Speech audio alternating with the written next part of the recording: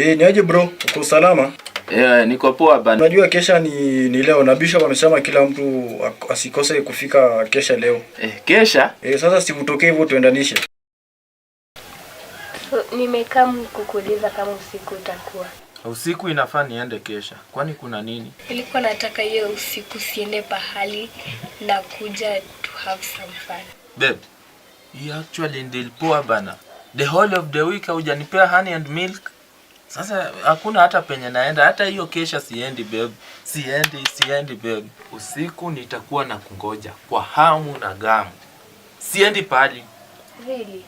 Usiku leo ni yangu na wewe. Ni mimi na wewe. Si mimi na kanisa tena.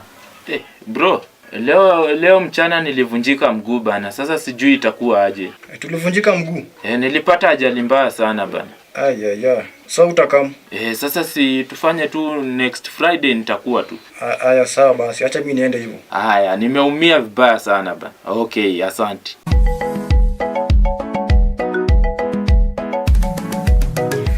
Babe. Hello babe. Saa hii actually almost ni saa 8 ya usiku bana. Uko wapi? Sitakuja. Si wewe ndio ulisema nisiende church ya mama hata kwa. Mama kwa area. Mimi nimekungoja kutoka saa 4 ya usiku mpaka saa hii. Haujakaa. Sitakuja. Next time.